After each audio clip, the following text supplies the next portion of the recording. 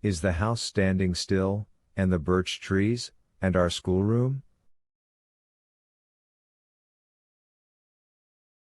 And Philip the gardener, is he living? How I remember the arbor and the seat. Now mind and don't alter anything in the house, but make haste and get married, and make everything as it used to be again.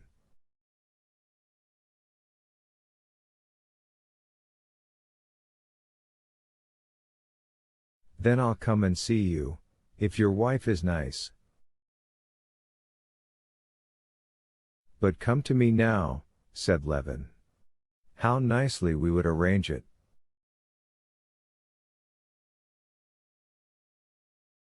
I'd come and see you if I were sure I should not find Sergei Ivanovich. You wouldn't find him there. I live quite independently of him. Yes, but say what you like, you will have to choose between me and him, he said, looking timidly into his brother's face.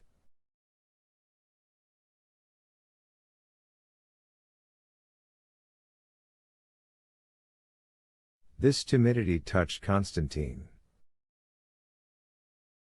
If you want to hear my confession of faith on the subject, I tell you that in your quarrel with Sergei Ivanovich I take neither side.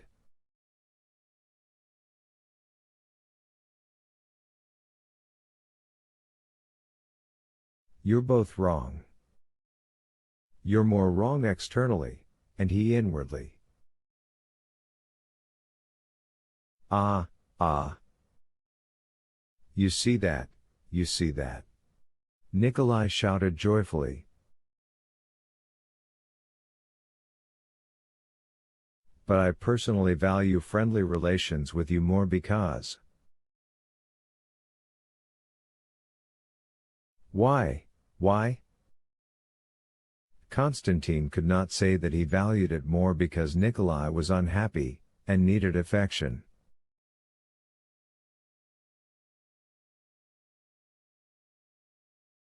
But Nikolai knew that this was just what he meant to say, and scowling he took up the vodka again.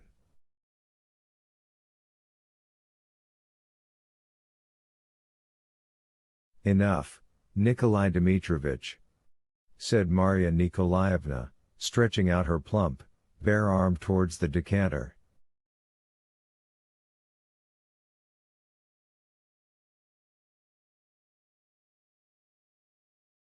Let it be.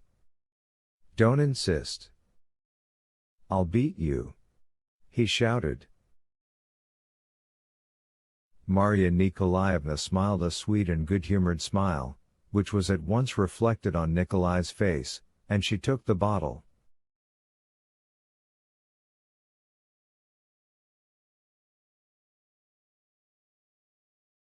And do you suppose she understands nothing?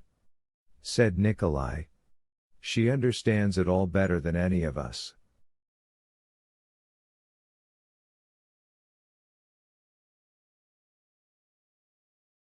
Isn't it true there's something good and sweet in her? Were you never before in Moscow? Constantine said to her, for the sake of saying something.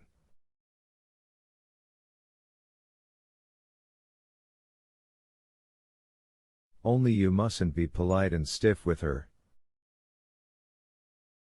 It frightens her. No one ever spoke to her so but the justices of the peace who tried her for trying to get out of a house of ill fame.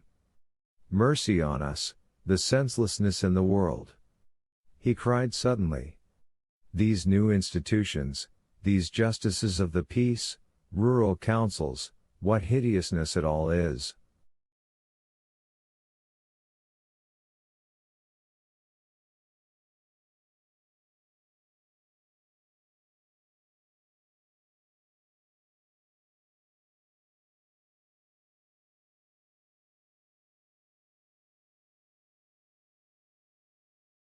And he began to enlarge on his encounters with the new institutions. Konstantin Levin heard him, and the disbelief in the sense of all public institutions, which he shared with him, and often expressed, was distasteful to him now from his brother's lips.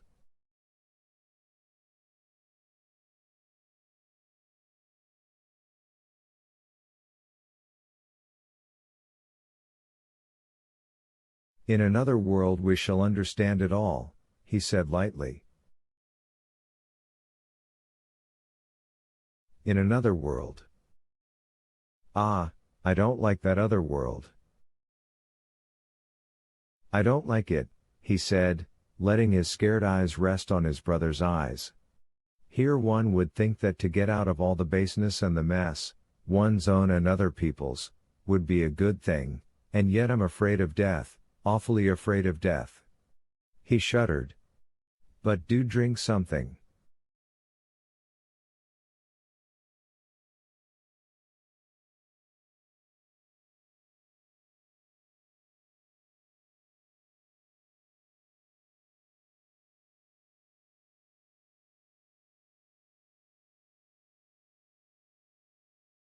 "Would you like some champagne?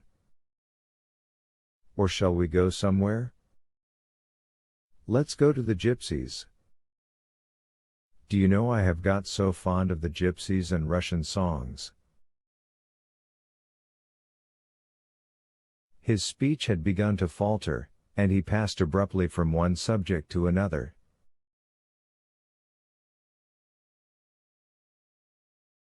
Constantine, with the help of Masha, persuaded him not to go out anywhere, and got him to bed hopelessly drunk.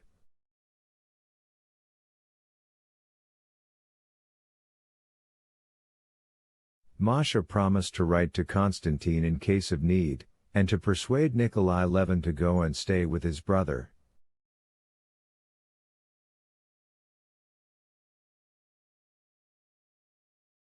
Chapter 26.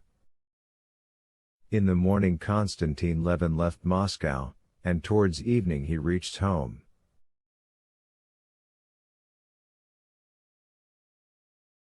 On the journey in the train he talked to his neighbors about politics and the new railways, and, just as in Moscow, he was overcome by a sense of confusion of ideas, dissatisfaction with himself, shame of something or other. But when he got out at his own station, when he saw his one-eyed coachman, Ignat, with the collar of his coat turned up, when, in the dim light reflected by the station fires, he saw his own sledge, his own horses with their tails tied up, in their harness trimmed with rings and tassels, when the coachman Ignat, as he put in his luggage, told him the village news, that the contractor had arrived, and that Pava had calved, he felt that little by little the confusion was clearing up, and the shame and self-dissatisfaction were passing away.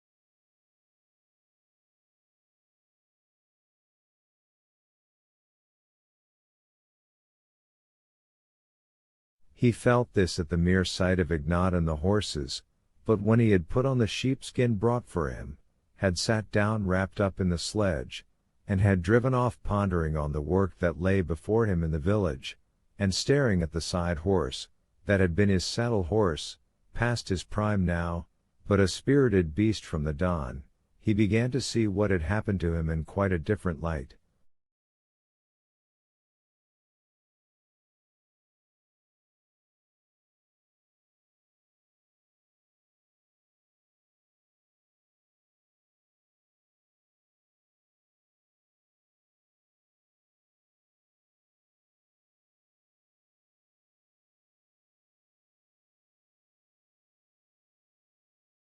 He felt himself, and did not want to be anyone else. All he wanted now was to be better than before. In the first place, he resolved that from that day he would give up hoping for any extraordinary happiness, such as marriage must have given him, and consequently he would not so disdain what he really had.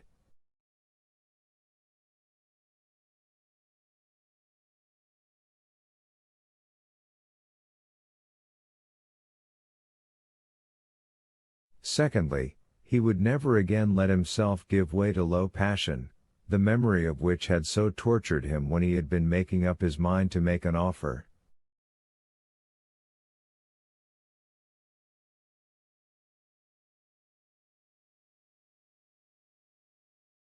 Then, remembering his brother Nikolai, he resolved to himself that he would never allow himself to forget him, that he would follow him up, and not lose sight of him, so as to be ready to help when things should go ill with him.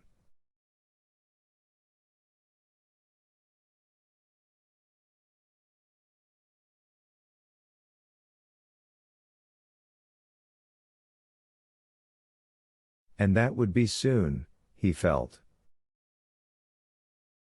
Then, too, his brother's talk of communism, which he had treated so lightly at the time, now made him think.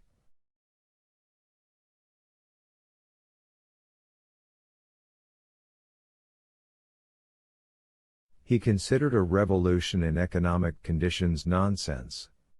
But he always felt the injustice of his own abundance in comparison with the poverty of the peasants, and now he determined that so as to feel quite in the right, though he had worked hard and lived by no means luxuriously before, he would now work still harder, and would allow himself even less luxury.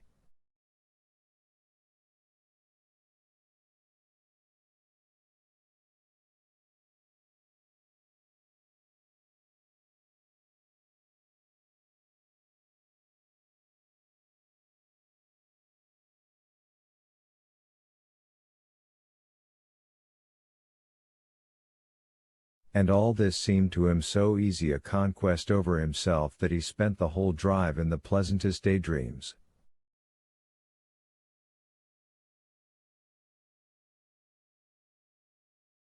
With a resolute feeling of hope in a new, better life, he reached home before 9 o'clock at night.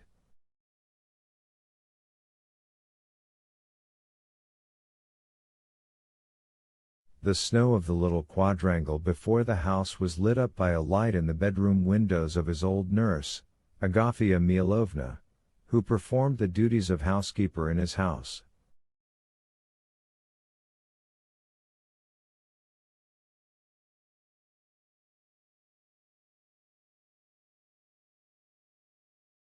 She was not yet asleep.